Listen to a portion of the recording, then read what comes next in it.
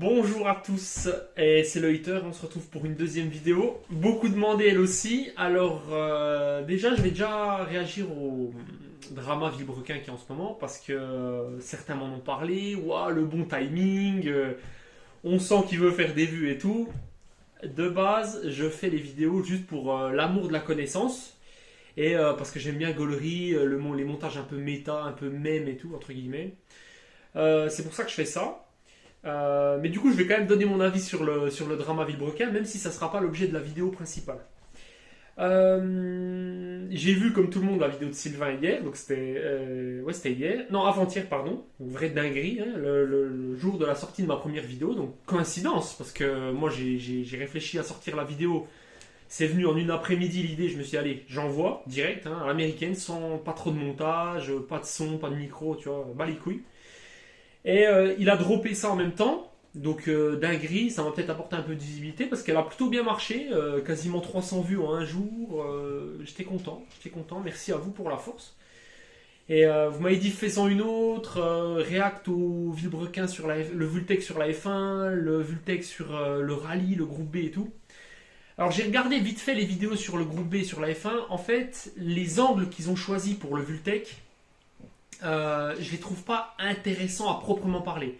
C'est-à-dire que c'est pas inexact, mais par exemple pour parler de la F1, le premier truc qui vient à l'esprit du duo, c'était de parler de la Brabham fan car de Gordon Murray. Donc je jugeais pas trop pertinent de reparler de ça, d'aller chercher le petit détail sur la voiture qui n'était pas exact dans la vidéo et tout. Donc je me suis dit, il n'y a pas d'énormité, alors autant se tourner vers une vidéo qui compte beaucoup d'énormité. Pour le coup, je l'ai vu une fois, hein, mais je me suis dit il faut que je fasse la réaction. Donc ça portera sur le Tourist Trophy. Avant de commencer, je voulais faire une petite précision concernant le drama Villebrequin. Bien sûr, la vidéo de Sylvain, elle est gaulerie et tout. La vidéo de Pierre, elle était forte aussi en émotion et tout, même si, oui, le conte de Monte Cristo et tout, j'ai vu les messages. Mais en tout cas, déjà moi je prendrais pas parti parce que en vrai je trouve ça un peu cringe les gens qui étaient là sur Twitter et tout parce que en bon reclus chez moi je suis sur Twitter. Euh, j'ai pas compris les gens qui étaient en mode ah ouais quand Pierre a sorti sa vidéo j'étais insulté Sylvain mais vu que maintenant t'as les preuves contre Pierre alors maintenant je suis avec toi et j'insulte Pierre Chabrier, tu vois, ça a pas de sens je trouve. Donc je trouve que c'est grave même de prendre parti pour des gens qui s'en foutent de vous, en vérité, je vous le dis. Là, de toute évidence, le public, donc nous ne sommes pas les concernés. Pierre a raison dans son live d'hier, pour le coup, on n'est pas concernés par rien en fait. Donc ok, c'est gaulerie, c'est le divertissement, mais de là à aller insulter l'un ou l'autre, en vrai, c'est un peu comme ceux qui vont insulter les sportifs quand ils font des contre-performances et tout, c'est un peu cringe en vrai. Donc, mais en tout cas, c'était du divertissement et moi j'aime bien le drama, j'aime quand c'est piquant. Donc ça m'a plu. Voilà, même s'il n'y aura sans doute pas de vidéo réponse de Sylvain au live de Pierre. Quand je dis hier, c'était le 10 janvier. Là, je tourne le 11, mais bon, je sais pas quand la vidéo sortira. Donc voilà, petit aparté pour vous dire de ne pas aller insulter ni l'un ni l'autre et pour rappeler que ces vidéos, elles n'ont pas pour but de dénigrer le travail de Villebrequin. Ils ont fait un truc exceptionnel hein, sur l'automobile en France, mine de rien, qu'on aime ou pas. Moi, je n'étais pas le plus grand client, mais ce qu'ils ont fait avec l'automobile en France, c'est une dinguerie quand même. Quand je vois là la vidéo sur le Tourist Trophy, donc, qui est un événement connu, on va en reparler d'ailleurs de ça, c'est un événement connu, mais relativement confidentiel, surtout auprès des jeunes, j'ai l'impression que c'est plus les darons et tout, c'est plus un truc de daron. La vidéo a quand même 2 500 000 vues. D'intéresser comme ça, même avec des infos fausses, comme on va le voir, autant de personnes, ça reste fort. Ce qu'ils ont fait, bon, ils ont fait Top Gear France, donc ça c'est pas une réussite. Ils ont fait, ouais, ils sont allés aux 24 heures du Mans faire un tour ou deux avec le multiplat. Les vidéos a plusieurs millions de vues sur des sujets techniques et tout, donc même si c'est pas exact et tout, on peut que reconnaître. Donc c'est pas pour cracher sur leur travail en entier. C'est juste pour pointer des inexactitudes parce que j'aime bien quand la vulgarisation est exacte. Hier, je regardais une vidéo d'Epiello sur les 24 heures du Mans. Parce que je me dis, après la vidéo sur le Vultec concernant les 24 heures, je vais me tourner sur une autre vidéo 24 heures du Mans, essayer de débunker. Je regarde la vidéo d'Epiello, c'est du divertissement. c'est de la vulgarisation. Le mec est exact, le mec est factuel. Et pourtant, je suis pas le plus grand fan de Despiello. Moi, je suis fan d'aucun influenceur et tout. Je vais pas faire le fanboy et tout. La vidéo était exacte, factuellement. Donc, la vulgarisation ne donne pas le droit aux créateurs de contenu de dire n'importe quoi. Et dans cette vidéo-là, je l'ai vu une fois, hein, j'ai regardé vite fait comme ça. Il y a des moments, c'est chaud. Donc, on est parti pour la réaction du Vultec concernant le Tourist Trophy. Je vais expliquer ce que c'est, parce que dernière petite précision avant de commencer.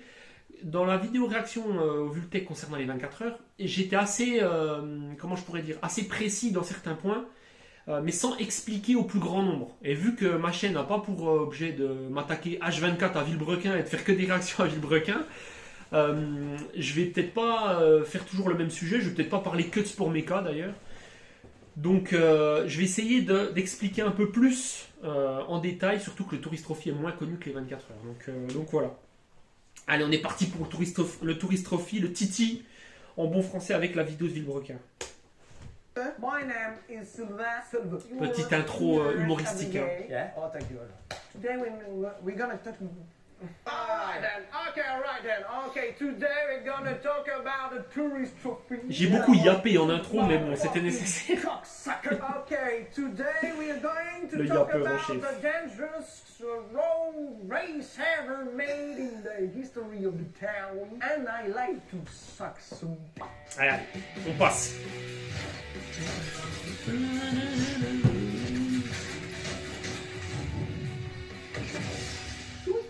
Alors, Allô. Tout trophée des touristes. Ce nom en vrai pue la merde par contre. Ouais, il faut qu'on en parle, ouais. C'est de la merde. Aujourd'hui, un petit épisode un peu plus concis, un petit épisode un peu soft, parce que globalement, il n'y a pas grand chose à vous dire à part que j'en meurs.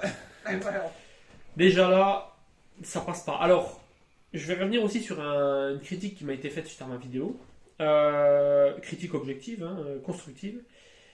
Oui, j'ai pas mis la vidéo en bas, en petit, comme une vidéo réact. Mais en fait, j'avais trop peur qu'ils le prennent mal et de me faire strike. De me faire enfin, pas pour que je gagne des sous sur la vidéo, ça je m'en bats les couilles, je gagne mon argent autrement.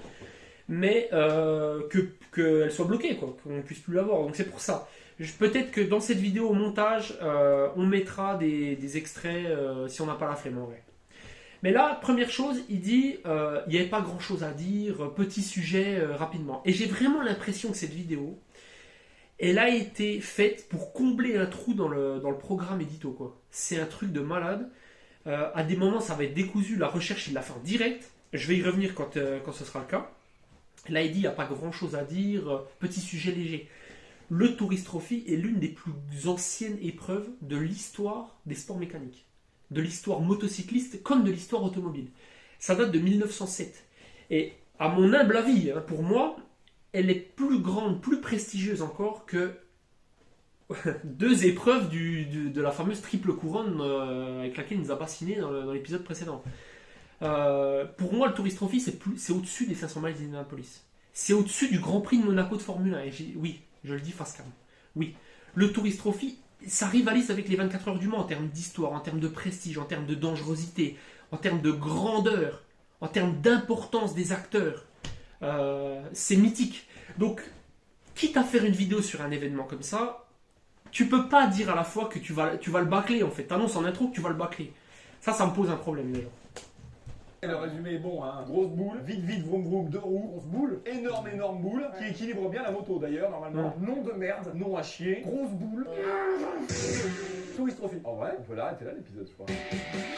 Aujourd'hui, un épisode. Fun fact, mais j'ai horreur quand les youtubeurs ils font ça. Ils font genre d'arrêter la vidéo. Allez, on arrête là la vidéo, et puis il y a le générique de fin qui se lance. Tout le monde l'a fait, ça fait 15 ans que je le vois. Ça faut chier là, faut chier là. Sur une course plutôt méconnue par chez nous, mais qui est littéralement la course la plus dangereuse du monde. Et pour ça.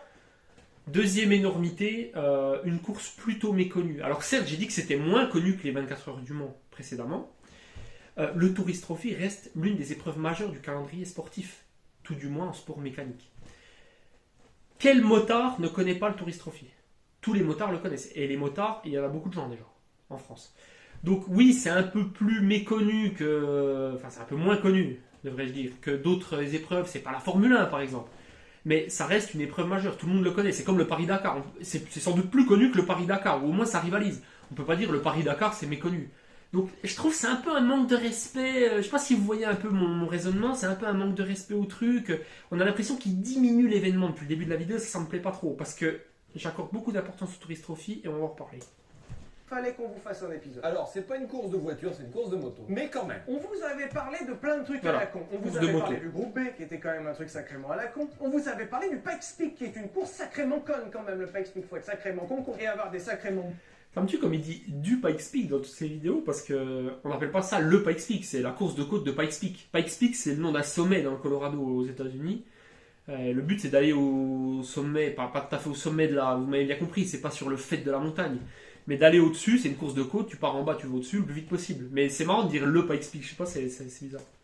Cool, mais alors le Tourist Trophy, là on est sur un niveau un petit peu au-dessus quand même. Notre histoire elle commence sur cette petite île, l'île de Man, qui est littéralement coincée entre le Royaume-Uni et l'Irlande. Une toute petite île qui n'a aucun intérêt. Voilà, c'est un caillou avec beaucoup de moutons. C'est pas vrai, elle est jolie. C'est de la merde, il fait mauvais tout le temps. Il y a plus de moutons. Tu peux pas dire ça d'une île qui a une telle histoire. Et tu peux pas dire ça de n'importe quelle localité en vérité.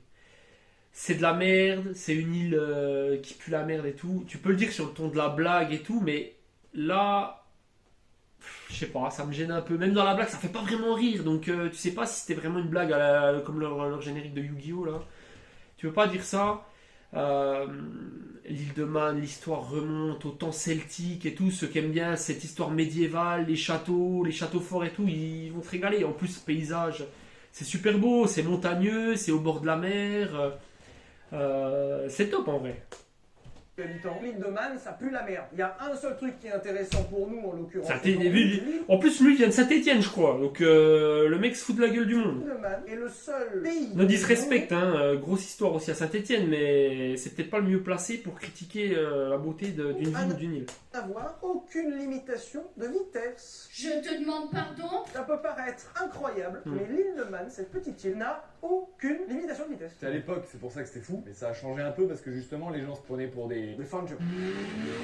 Ils allaient là-bas comme des oiseaux. Anecdote connue, mais c'est vrai. Je sais pas si c'est encore vrai exactement, mais. Surtout des piétons. Quoi. Oui, c'était le truc du. Alors, notre histoire, elle commence en 1904. Il n'y avait pas de limitation où de l'île vitesse. de Man décide, à la faveur de l'arrivée des nouvelles technologies de transport, de ne pas mettre de limitation de vitesse. À l'époque, c'était anecdotique parce que même en France, il n'y a pas de limitation de vitesse. Pour le coup, par contre, on est en 2022, il n'y a toujours pas de limitation de vitesse.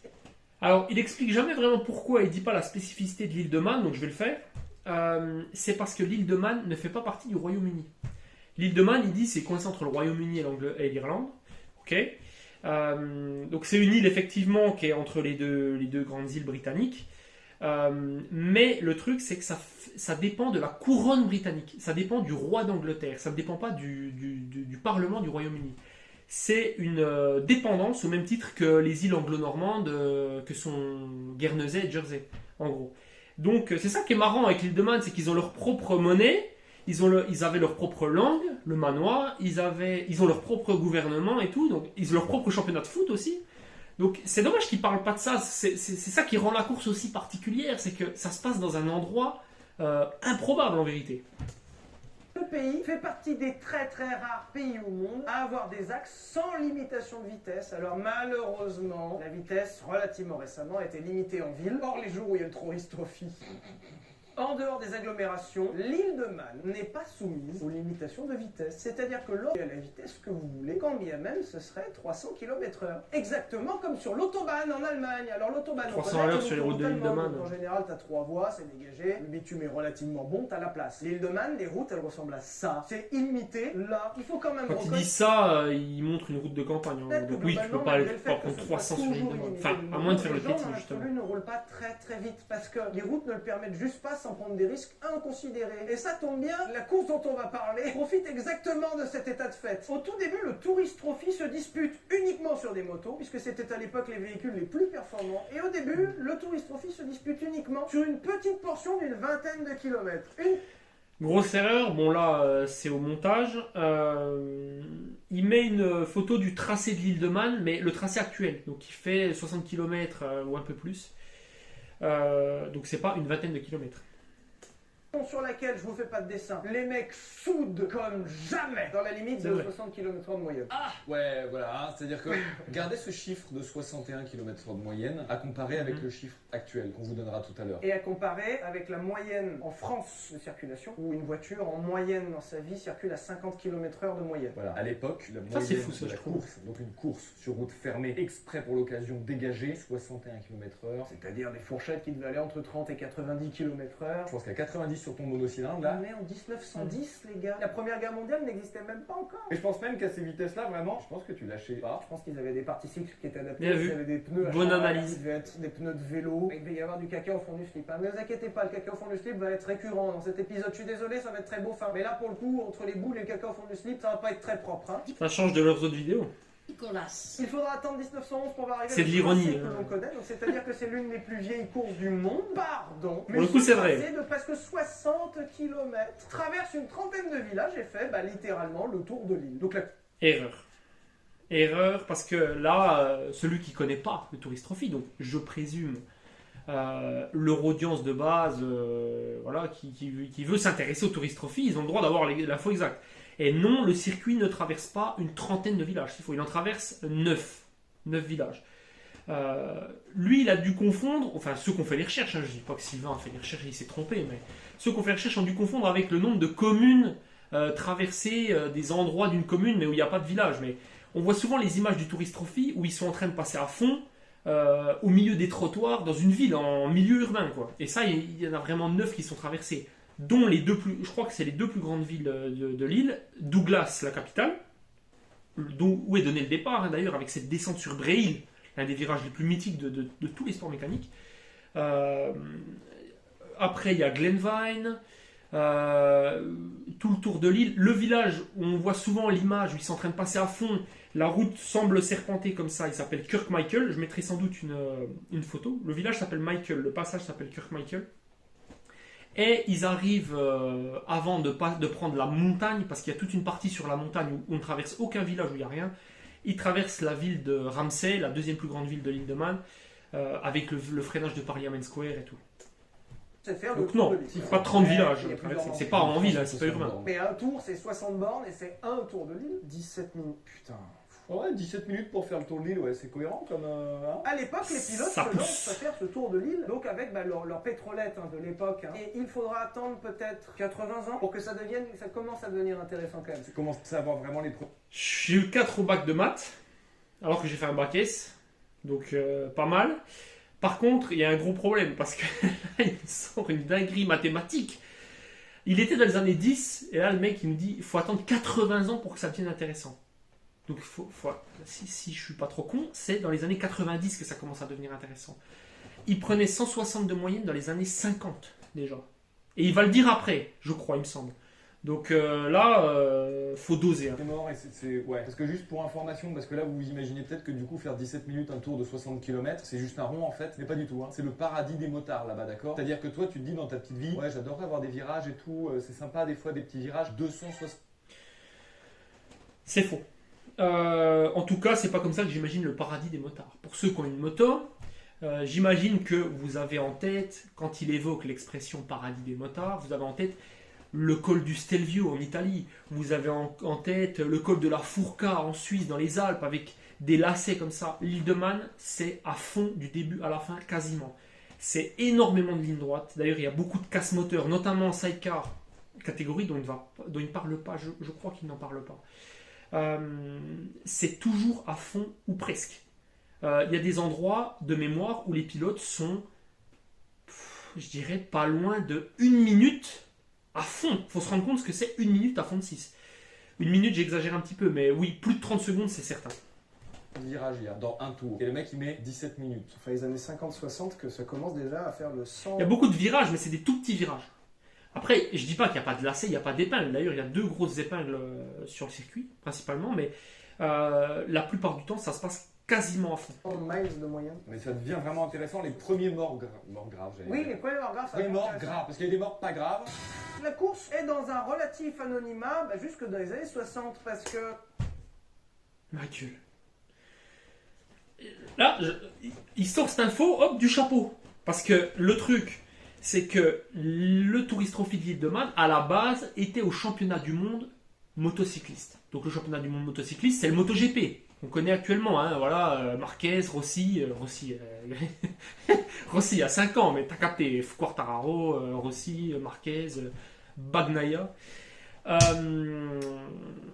Il était au calendrier. Et quand les organisateurs ont décidé de créer un championnat du monde motocycliste en 1949, donc ça remonte quand même, c'est avant les années 60 ou les années 90, à partir desquels c'était censé devenir intéressant.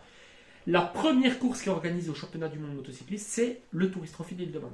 C'est la première course au calendrier. C'est comme si la première course au calendrier du championnat du monde de Formule 1, c'était telle épreuve. On ne peut pas dire que c'était pas important à l'époque, du coup.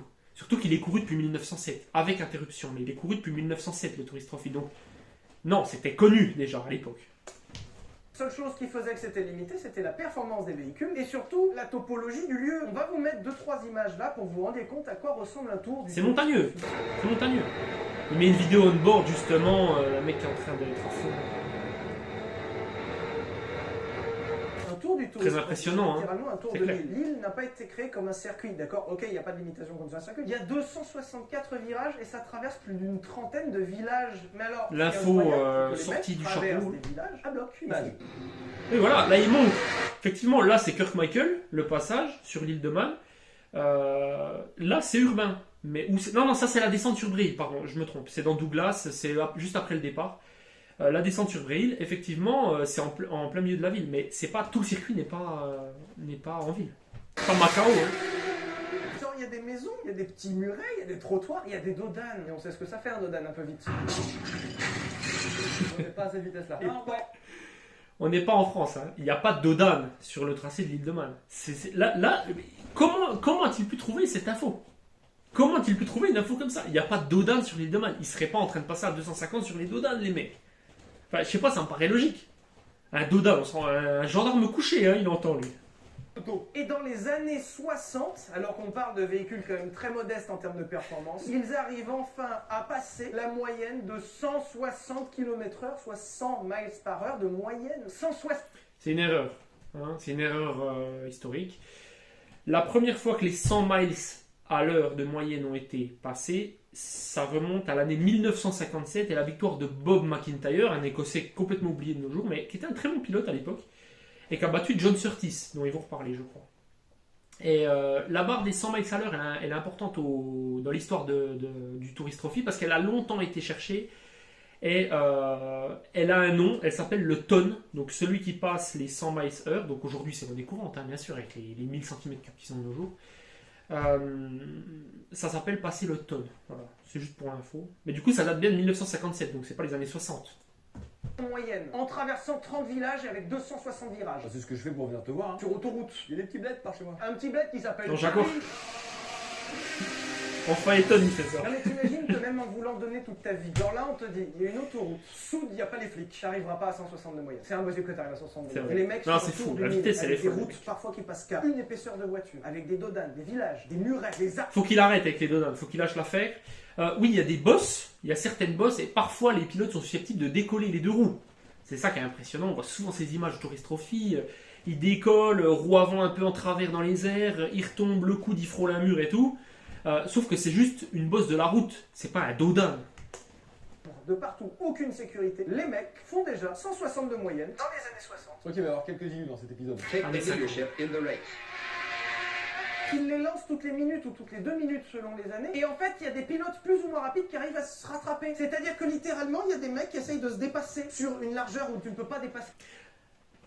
Là, incohérence, parce qu'à aucun moment il explique vraiment le principe de la course. On pourrait croire que le Tourist Trophy, c'est une course standard où tous les pilotes s'élancent et le but c'est de franchir la ligne en premier. Hein, voilà. Sauf que c'est pas le cas. En fait, ça se rapproche plus du rallye. Le but étant de parcourir la distance imposée. Ça peut être plusieurs tours en fonction des catégories. Hein, ça peut être plusieurs distances en fonction des catégories. Le Senior TT, la catégorie reine, ça va être, je sais plus exactement le nombre de tours. Je me demande si c'est pas 6 tours du circuit. Faudrait vérifier, mais ça doit être un truc comme ça. Le Superbike TT, c'est une distance différente. Le Lightweight, c'est une distance différente. Et en le moins de temps possible. Voilà, donc le vainqueur n'est pas celui qui passe en premier la ligne, c'est celui qui couvre la distance imposée en un minimum de temps. en moto à des vitesses moyennes de plus de 160. Et ça, c'est les années 60. Parce que ce qui est drôle avec le Tourist Trophy, et ce qui fait que cette course est devenue littéralement légendaire, c'est que les règles, vous les a données, là, vous les avez, elles n'ont pas changé les règles. C'est les mêmes. Oh purée de C'est vrai.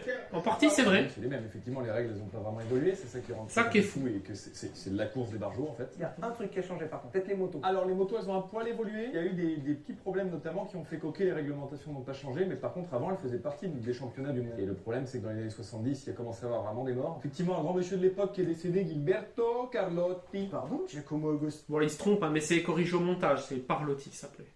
il a fait le Tourist Trophy. Ah bah monsieur, évidemment. Putain, mais les boules du bonhomme! Je te dis que jusqu'à 70, c'était dans le championnat du monde. Donc On en est quand même au moment où c'est Pierre Chabrier qui donne l'info. Donc c'est pour dire le niveau de précision auquel on est en ce moment-là.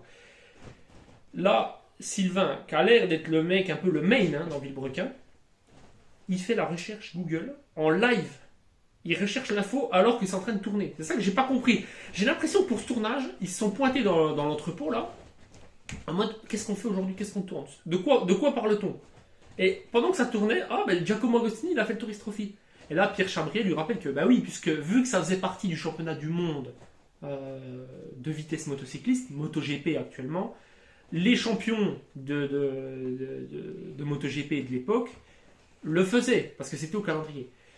C'était vrai, puisque de 49 jusqu'à 76, il était au calendrier, mais le truc, c'est que beaucoup ont arrêté de le faire avant 76 parce qu'il y avait trop de morts, et notamment les pilotes italiens, suite au décès de Parlotti, mais d'autres aussi, ne sont plus présentés. Et du coup, le Tourist Trophy devenait une course pour les seconds couteaux, et du coup, ça faussait un peu le championnat. Donc, à partir de 76, il y a eu trop de morts, il y a eu trop de difficultés.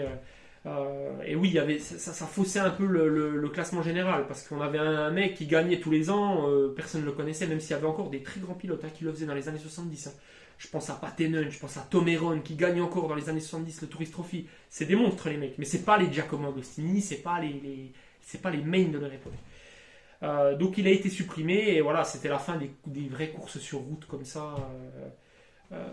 Au championnat du monde. Il y avait eu le Grand Prix d'Ulster qui était une course en Irlande du Nord un peu similaire au Tourist Trophy avant ça, pareil, qui a été supprimé du championnat du monde quelques années avant. fallait bien qu'il le fasse pour être champion du monde. Non, mais d'accord, Oui. mais- Eh ben voilà, donc il a dû le faire pour être champion du monde, sauf que vu que ce monsieur Parlotti là, il est mort sur son 125, le problème c'est qu'ils ont décidé, puisque tout le monde a décidé de continuer de boycotter le Tourist Trophy. Il y avait un boycott. C'est trop dangereux. Bah, de Notamment retirer des ce Italiens, tour du notamment de championnat. Enva Gusta. Il y a John Surtees aussi dedans. Il faisait de la voiture. Il a aussi gagné le Tourist Trophy 5 fois. Il a fait de la Formule 1. Là, franchement, là on entre dans le domaine de l'inexcusable. Parce que sur son téléphone, en plein milieu d'une vidéo qu'il est en train de tourner, sur l'un des plus grands événements de l'histoire, Sylvain Lévy découvre que John Surtees faisait de la moto. Oui, mais c'est un pilote de voiture qui dit. Alors, c'est connu, l'anecdote est connue, John Surtees a été le seul à être champion du monde en moto et champion du monde en Formule 1. Il a été champion du monde en Formule 1 en 1964, face aux légendes que sont Jim Clark et Graham Hill. Sauf qu'à l'époque, je ne vais pas dire qu'il est champion par chance, parce que c'est un peu exagéré, mais disons que le meilleur pilote du monde à cette époque, c'était Jim Clark. C'était lui. Surtees gagne le titre 1964 aux États-Unis parce que Jim Clark connaît deux casses mécaniques en fait, alors qu'il était sur le point de remporter son deuxième titre mondial après avoir fait celui de 63. Et d'ailleurs, il fait celui de 65 également. Donc, Surtees, qui était pourtant pilote officiel Ferrari en Formule 1, était un bon pilote automobile. Je nie pas le contraire, quand même, il est quand même champion du monde de F1. Mais par rapport à ce qu'il était en moto, c'était rien. Parce qu'en moto, il est quand même 7 fois champion du monde motocycliste, dont 5 fois en 500 cm3, la catégorie reine avant le MotoGP en fait. Parce qu'on dit MotoGP, mais ça a commencé en 2002, le MotoGP comme on le connaît. Avant, on appelait ça la 500, mais c'était la même catégorie. C'était la catégorie reine, c'était là que se disputaient les plus prestigieuses batailles, etc. Il est 5 fois champion du monde 500. Il était un bien meilleur pilote moto qu'il ne l'a été en voiture, John Surtees. Donc pour moi, tu ne peux pas arriver sur une vidéo sur le Tourist Trophy, découvrir que John Surtees faisait de la moto à ce moment-là. Enfin, là franchement, j'ai du mal à trouver une explication parce que encore, tu connais pas. Je dis pas, moi je suis pas contre les gens qui connaissent pas. Tu connais pas, tu viens, t'apprends. C'est pour ça qu'on regardait tous Vultech. Mais là le présentateur, il découvre en même temps que nous l'info sur son téléphone. Donc tu te dis, mais c'est vrai ce qu'il nous dit ou autant il est sur Wikipédia, il regarde les résultats, il demande à l'IA, tu vois. C'est un peu confus quoi. Enfin, je sais pas. Vitesse, t'as ma vitesse à un moment. Mais hein. John Surtees Tourist Trophy, c'est, on a dit, hein. C'est Boobool Land. Et le truc, c'est que, au fur et Du coup, John Surtees a aussi remporté le Tourist Trophy parce qu'il faisait partie du championnat du monde de vitesse. à mesure, ça s'est ouvert à plein de catégories, parce qu'au début, c'était des petites catégories, des monocylindres, juste des bicylindres, et après, ça s'est augmenté, 125 cm3, 350, et... illimité. et...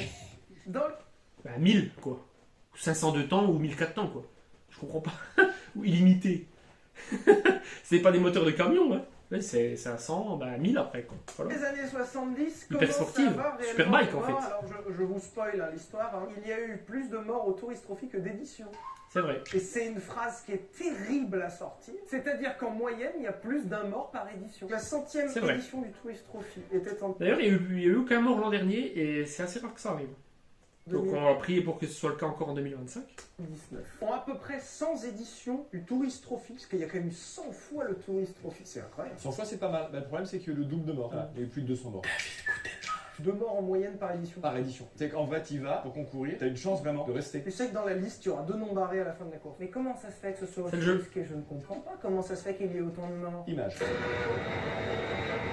Là, il montre une bataille à couteau tiré sur le circuit. Ce passage dans Kurt Michael encore là traverse le village à fond. En fait, comme je l'ai dit tout à l'heure, la réglementation n'a pas évolué. C'est ce qui fait d'ailleurs le charme de la course. Et Pierre Chabry, il a fait une et tête c'est légendaire. terrible à dire, mais les pilotes militent pour ne pas changer la réglementation. En fait, c'est un grand club de suicide. Et ils militent tous pour dire, en vrai les gars, on s'en fout, de toute façon, on a tous envie de crever. Allons faire la course, rigolons au moins une dernière fois. Malgré le fait que ce soit excessivement... Là, c'est un peu un manque de respect, je trouve, parce que... Alors, il y a cette tendance qui consiste à dire que... enfin, cette croyance plutôt, qui consiste à dire que les pilotes du Tourist Trophy sont fous. Hein, ils sont foiliers. Comment peuvent-ils partir comme ça à des vitesses telles, en plein milieu des villages, à fond, sur des bosses, à risquer leur vie? Il faut savoir qu'ils sont tous au fou, les pilotes qui font le Tourist Trophy. Ils sont extrêmement méticuleux dans leur préparation. C'est des gens, pour la plupart, très calmes. Je vous invite à aller voir les documentaires sur Guy Martin, qui était l'un des principaux protagonistes au début des années 2010. Je vous invite à aller voir le profil de Ian Hutchinson, qui a gagné 5 fois en une édition, parce que, je vais en revenir après, il y a un système pour comptabiliser les victoires, c'est un peu particulier. Ou même Michael Dunlop, qui est le détenteur actuel du nombre de victoires au Tourist Trophy. Ce sont des mecs extrêmement calmes, extrêmement posés, passionnés par la course, mais la plupart du temps par la mécanique, parce que je reprends l'exemple de Michael Dunlop, ainsi que son regretté frère William Dunlop, disparu en 2018, sur une course du même genre. Hein. Les pilotes tiennent à faire, pour certains, eux-mêmes leur mécanique, pour que personne ne touche à leur moto, afin de ne pas avoir à mettre la responsabilité sur quelqu'un d'autre, et afin de contrôler au maximum la préparation de sa machine, pour se lancer à ses vitesses. Donc c'est tout sauf des suicidaires. Ça franchement, je sais que ça peut paraître contre-intuitif, mais ils sont vraiment pas suicidaires les pilotes. D'ailleurs, il y en a beaucoup qui vont au Tourist Trophy, et c'est là la poésie de l'épreuve, pour se battre contre la vie. Je pense à Bruce Anstey, qui était un néo-zélandais, qui faisait le Tourist Trophy aussi, qui était atteint d'un cancer, et justement, le Tourist Trophy l'aidait à avancer dans sa vie. Et je trouve ça beau. La plupart, c'était un peu dans le même style.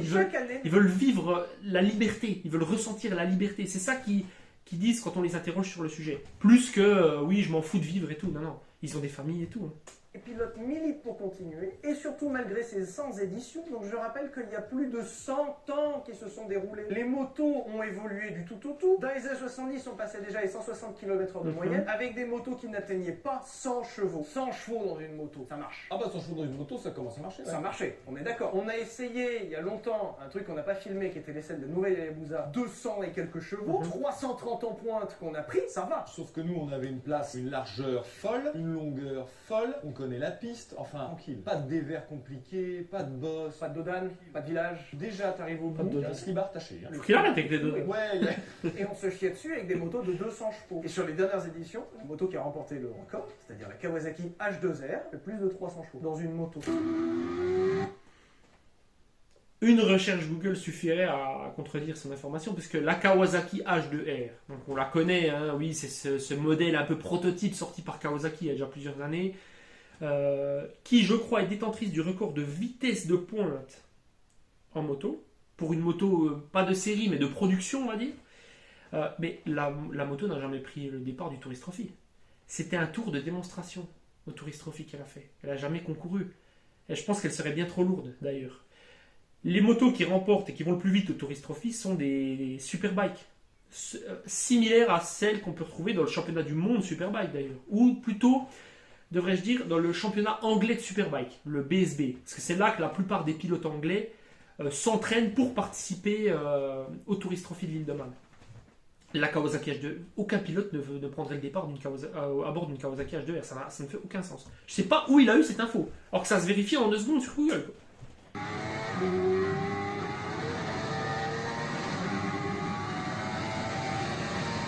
Dans une voiture, 300 chevaux, ça bombarde. record H2R maintenant. J'adore faire des lancements téléphoniques. C'est un tour de démo. Là, on le voit, le pilote. Alors je sais pas qui c'est. On voit qu'il a un casque Red Bull. Je soupçonne que ce soit Kenan Soufoglu parce que c'est lui qui avait pris 400 sur un pont en Turquie là. Soufoglu qui était un ancien, multiple champion en super sport, hein. Qui était partenaire de Kawasaki à un moment et qui faisait les records sur la H2R. Peut-être que c'est lui qui a fait un tour de démonstration au Tourist Trophy, mais il n'a déjà pas gagné le Tourist Trophy, mais encore moins participé avec cette moto. Et là, on voit sur le pont, justement, en Turquie, que j'évoquais, donc c'est pas du tout la même image. Ce qui donne un charme phénoménal, et aussi Ouais. la raison pour laquelle les pilotes se battent pour garder ça, c'est que c'est la dernière épreuve sportive motorisée, où littéralement, c'est la fête du slip en fait. Les mecs se lancent sur des motos de 300 bourrins, de moins de 200 kg. On a des rapports poids-puissance qui atomisent des Bugatti Chiron, d'accord? Genre C'est une vrai. H2R, ça atomise une Bugatti Chiron, est-ce qu'on est d'accord? Il force avec la H2R, mais même les hyper sportifs qui courent à l'heure actuelle au Tourist Trophy, les Superbikes, oui. Pareil que ça?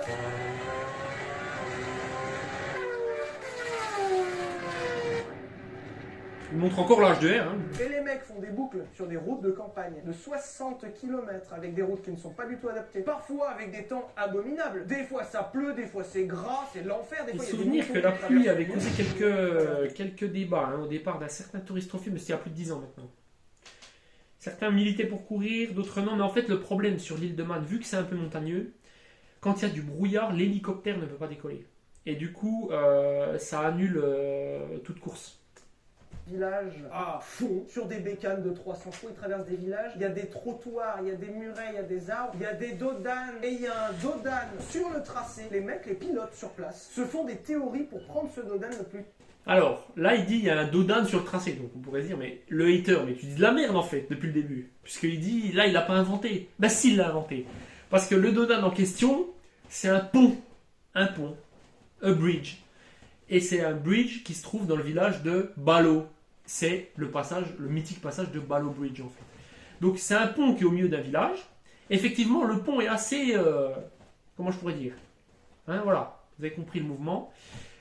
Il est assez pentu, quoi. Il permet aux pilotes de décoller. Parce qu'ils le prennent, effectivement, ils suivent une trajectoire bien précise et en le prenant d'une certaine manière, on décolle sans trop perdre de temps.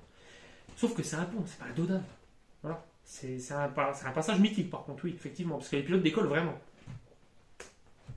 Et il y a littéralement des interviews où ils disent ouais mais en fait ce dodane c'est pas grave parce que en fait ça fait un léger droite et un léger gauche, ça fait un S. C'est un Et peu quand ça, tu voilà, t'énerves c'est ça. bien avec le dodane, tu C'est le pas un prends dodane, comme mais ça, oui, tu il a le prends raison. tout droit. Une vesquille. Et globalement, Faut passer tout les droit mecs et prennent sauter. un des dodanes du circuit à plus de 200 en moto. Dans les commentaires, vous avez le droit de mettre vibroquin petite bite, c'est autorisé. On l'a fait à 180 dans une voiture sur une piste d'aéroport avec des conditions de sécurité incroyables, on s'est chié dessus.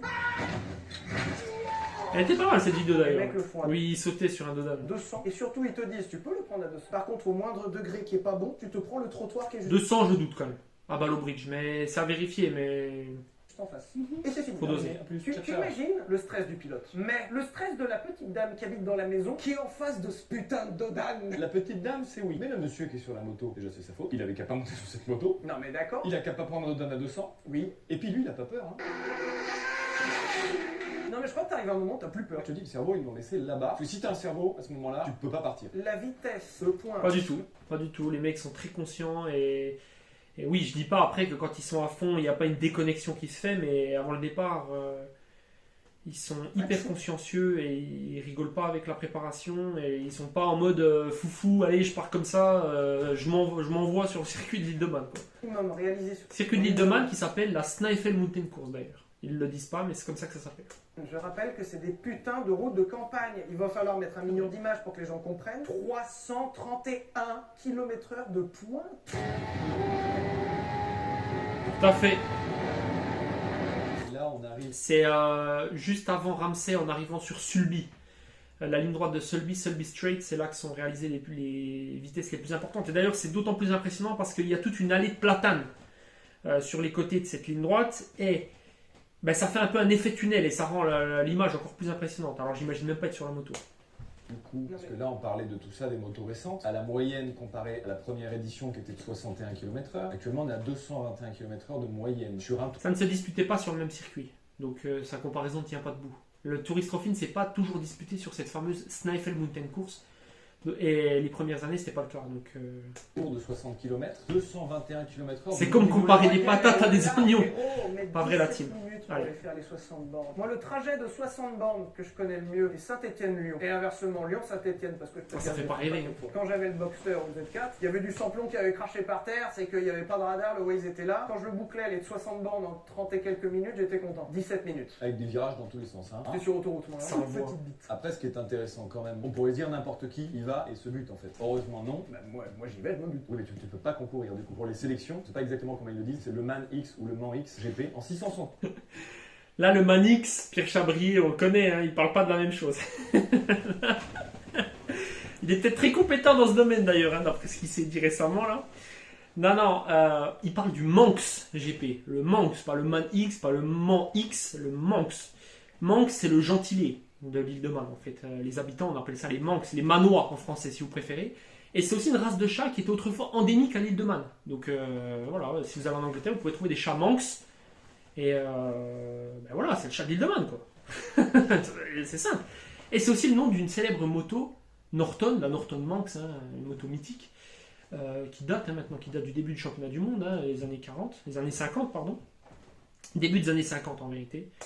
Et voilà. Et si là tu réussis et tu passes en dessous des 20 minutes avec tes 600 cm3, tu as le droit de participer au vrai championnat fou. T'as déjà fait un truc de dingo, hein, parce que tu étais déjà en 600 cm3 à moins de 20 Je ne minutes. vais pas revenir sur le Manx GP, en fait c'est l'antichambre du Tourist Trophy. Il faut faire ses preuves au Manx GP pour après courir le Tourist Trophy. Si tu as... Nous, on s'est tous butés Les preuves en d'initiation. scooter, frère, Ouais. en trottinette électrique. Pendant qu'on était en train de repérer en trottinette électrique, on s'est mangé, d'accord. Ça, Ouais. c'est ok. Au moins, il y a des petites steps. Voilà. Puis, en vrai, je pense que, objectivement, tu te lances pas là-dedans sans avoir un petit niveau. Petite interview de musique là. C'est Sylvain qui fait des recherches sur son téléphone. Bah du coup c'est pour Ah, même la vidéo, je trouve ça c'est un truc de baiser parce que la vidéo est sortie quand même en 2022. Donc Villebrequin était déjà installé. En gros, ils arrivaient sur le lieu du tournage. Qu'est-ce qu'on filme aujourd'hui? On se renseigne. Il y a même le. Je sais pas, j'étais pas au courant de ces méthodes en vrai. Donc, C'est pas parce que tu fais ça que tu dis forcément n'importe quoi, mais. Bon, même si c'est un peu vrai dans cette vidéo, on va pas se mentir. Mais... on retrouve dans les pilotes vivants qui ont gagné des noms incroyables. Hein. Des Giacomo Agostini, pardon, hein, qui a été je sais pas combien. Ça me tue parce que. Il dit, bah, on retrouve Giacomo Agostini. Mais il est comme s'il le savait il y a 15 minutes. Toi, champion du monde de C'est moto. ouf. À un moment, quand t'es champion du monde de moto et que tu t'engages au Tourist Trophy, c'est que ça va quand même. Même des grands noms de voitures comme John Surtees par exemple, qui ont gagné dedans. Tu le savais pas il y a 20 minutes, là, il nous fait l'acteur, là. Ceci dit, il m'a tué. Sa vidéo, je digresse, hein, mais sa vidéo sur Pierre Chabrier, là, c'était destructif. Je crois que dans le YouTube français, c'est rarissime de voir ça. Hein. C'est la première fois, je crois. Surtout l'hégémonie Dunlop. Je crois pas que ça soit la famille des pneus Dunlop. Je crois que ça n'a rien à voir, c'est juste un nom très connu. C'est pour ça que cette course s'adresse vraiment à des Alors, il parle pas de la famille Dunlop. Alors que quand tu parles du Tourist Trophy, tu parles forcément de la famille Dunlop. C'est comme si tu parlais de la raclette, tu parles pas des pommes de terre. En gros, c'est ça. La famille Dunlop, c'est une immense famille de sport mécanique. où tout le monde était impliqué. Alors je vais faire vite fait l'arbre généalogique parce qu'il ne le fait pas. Je vais passer rapidement. Hein. C'est une famille qui est originaire de Ballymoney en Irlande du Nord. Parce qu'il faut savoir que les pilotes qui participent au Tourist Trophy, globalement, ils gravitent autour comment je pourrais dire, d'un cercle de, je sais pas, 500 km de diamètre autour de l'île de Man. Donc il y a beaucoup d'Irlandais du Nord, beaucoup de Manois par le fait, hein, beaucoup d'Écossais, beaucoup d'Anglais. Peu de Français, quelques étrangers exotiques. Je parlais de Bruce Anstey, qui est un néo-zélandais. Mais globalement, c'est ça. Et du coup, cette famille Dunlop, qui est en Irlande du Nord, elle était à la base constituée pour la partie qui courait, hein, j'entends, je ne veux pas refaire leur généalogie, de deux personnes, deux frères, à savoir Joey Dunlop, dont il a parlé, et son frère Robert Dunlop. Le frère Robert Dunlop, il a eu deux fils, William et Michael. Tous couraient, les quatre couraient. Hein. Et trois des quatre ont connu des destins tragiques, puisque ça, ils n'en parlent pas, et c'est dommage, parce que c'est une famille vraiment de personnages, on va dire. Hein. Joey Dunlop, qui était le plus illustre, qui détenait le record de victoires autrefois, avant l'année 2024, le record de victoires au Tourist Trophy. C'était un homme incroyable. C'est dommage qu'il n'en parle pas plus, sur un ton un peu plus sérieux, parce qu'il a fait un VTech, un Vultech sur sa chaîne personnelle sur Michael Schumacher, mais par exemple, je trouve que Joey Dunlop est un plus grand personnage encore que Michael Schumacher. Joey Dunlop, c'est quelqu'un qui, à la fin de sa carrière, prenait son van et allait en Europe de l'Est, allait jusqu'en Pologne, dans les pays baltes, redistribuer aux pauvres, il dormait dans son van et tout, alors qu'on parle d'un ancien officiel Honda quand même, signé avec le HRC, une légende, c'était une légende vivante de son temps, le héros de beaucoup de motards aussi, d'une gentillesse impressionnante, et malheureusement il s'est tué par passion dans une course obscure au possible en Estonie en 2001. Vous voyez ici, une course dont personne n'avait jamais entendu parler, mais c'était Joey Dunlop, quoi. Le mec allait courir là-bas, il prenait son van tout seul, c'était ça Joey Dunlop. Robert Dunlop, son frère, a connu une tragique destinée quelques temps plus tard, puisqu'il s'est tué, alors de mémoire, ça doit être sur la Northwest 200 2005. La Northwest 200, c'est une épreuve du même genre, hein, voilà. Sauf que c'est une course, une vraie course où tout le monde part en même temps, il faut arriver le premier. Hein, mais c'est le même type, en fait. Et du coup, voilà, il s'est tué, alors que dans la même course couraient ses deux fils, William et Michael. Et Michael a remporté cette Northwest 200 2005 en hommage à son père, qui était décédé 2 jours avant, je crois, pendant les essais, en catégorie de 250 cm3. Son moteur a serré, en gros, il n'a pas pu prendre l'embrayage à temps. Chute, hein, c'est ça, avec les deux temps, donc il s'est fait rouler dessus, c'est le principal danger en course sur route, de se faire rouler dessus. Et Robert Dunlop est ainsi décédé sous les yeux quasiment de ses deux fils. Ces deux fils qui ont continué à courir, et j'en parlais tout à l'heure, William Dunlop, le plus jeune, hein, si je ne dis pas de bêtises, le plus jeune de ces deux fils, le cadet. D'ailleurs, petit aparté, mais je ne sais pas s'ils sont d'autres frères dans la famille. Donc je parle de ceux qui courent, parce que tu peux très bien être un Dunlop et ne pas courir. Mais en tout cas, pour William, plus jeune que son frère Michael, il s'est tué, je crois que c'était sur la Skerries 100, qui était une autre course de ce genre, et c'était en 2018. Et toute la communauté avait été très attristée par sa mort. Et pour Michael, donc le dernier survivant de la famille qui est célébré en Irlande du Nord, qui est célébré sur l'île de Man, il a continué à courir, et cette année 2024, il a dépassé le record de nombre de victoires au Tourist Trophy, précédemment détenu par son oncle Joey, du coup. Et moment incroyable, même si très peu d'émotion sur son visage. Michael, c'est quelqu'un d'assez fermé, c'est les Irlandais du Nord, hein, de toute façon. Assez dur quand même. Un personnage incroyable, un pilote exceptionnel, hein, bien sûr, c'est l'un des tout meilleurs, de tous les temps. Donc forcément,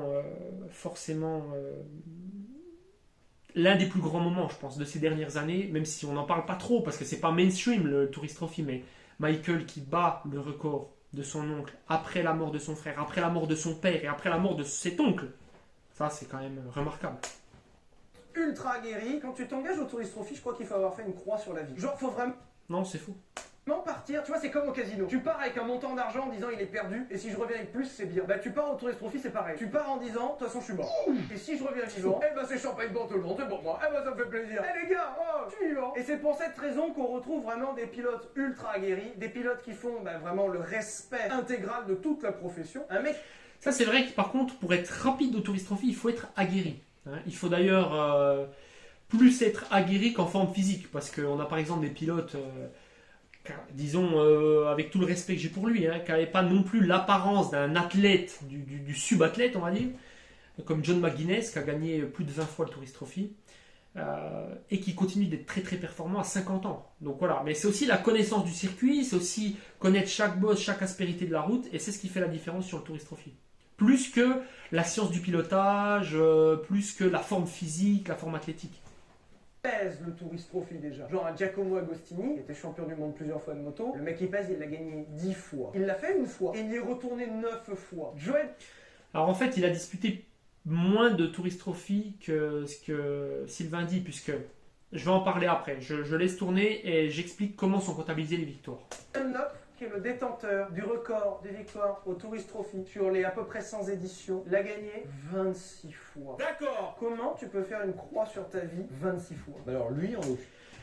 Alors là, il dit que Joey Dunlop a gagné 26 fois, comme Giacomo Agostini avait gagné 10 fois auparavant. Donc on se dit, mais comment le mec a pu gagner 26 ans? Mais en fait, non, parce que au Tourist Trophy, on peut prendre part sur le même Tourist Trophy, sur la même édition, à plusieurs courses. Donc, on peut, à l'époque, par exemple, Joey Dunlop, il pouvait s'engager à la fois en 125, en 250, en 500, et ainsi que dans d'autres catégories, puisqu'il y a deux épreuves reines, le Superbike TT et le Senior TT, qui sont la même cylindrée, mais une durée différente, en fait. Voilà. Donc, au total, en gros, les pilotes de pointe participent à 5 épreuves, en général, sur le week-end. Donc, tu peux gagner jusqu'à 5 fois, ça a été fait qu'une seule fois, d'ailleurs, Ian Hutchinson en 2010, qui a gagné les 5 épreuves reines, on va dire, du Tourist Trophy. Et d'ailleurs, certains pilotes s'engagent même au classique Tourist Trophy sur des motos anciennes. Et là, pour montrer que les mecs, ils soudent, Michael Dunlop, sur la moto de Bob McIntyre de 1957, il a repassé les 100 miles/heure de moyenne sur cette trapanelle des années 50. Donc, il faut se rendre compte du courage du mec. Donc voilà, c'est pour ça qu'il gagne autant. C'est pour ça que Joey Dunlop était à 26 victoires. C'est pour ça que McGuinness a dépassé les 20 victoires. Et c'est pour ça que Michael Dunlop est aujourd'hui à plus de 26 victoires. Je crois qu'il a fait 27 en 2024. Je pense qu'il arrive à 27. Pour sa vie une fois ou deux au début. Il a gagné, il a vu que ça passait à chaque fois. La théorie ultra pragmatique qui consiste à dire si je suis pas mort là, c'est que je peux pas mourir. Je me rappelle plus comment ça s'appelle, il y a une Je sais théorie. plus non plus, mais je l'ai entendu. Philosophie de comptoir. Pour l'instant, il a raison. Putain de merde! Là, ils ont plus de com. Voir le Tourist Trophy de mes yeux. Parce qu'apparemment, en plus, l'ambiance est incroyable. Parce que les Anglais savent vraiment s'amuser. Alors, les Anglais savent s'amuser et les motards savent s'amuser. L'ambiance motard plus anglaise, alors là. Plus un peu de binous par-dessus. Merci de nous avoir regardé. Un épisode un peu plus light. Peut-être que vous aimerez mieux. En tout cas, pensez à vous abonner à cette chaîne. Un peu plus light en recherche aussi, malheureusement. Important. Allez, et ben on s'abandonne. Merci de nous avoir regardé. Gros bisous. Bon, c'est terminé. Donc, voilà, je vais conclure là-dessus moi aussi. Assez déçu de cet épisode parce que n'hésitez pas à dropper votre meilleur like, à vous abonner, faut sub, activer la cloche. De toute façon, je suis shadowban là, ça gars. Non, je plaisante. Parce qu'il y a beaucoup de créateurs de contenu qui disent qu'ils sont shadowban. Ouais, on voit pas mes vues, je suis shadowban. Non, t'es éclaté, c'est tout ce que t'es. C'est grave ça. Dès que vous voyez un mec, mais je suis shadowban. Allez, personne veut te voir. C'est pour ça que t'es shadowban. C'est nous, t'as shadowban de nos pages. C'est tout. Donc voilà, n'hésitez pas, il y aura plus de contenu. Et let's go. Ciao.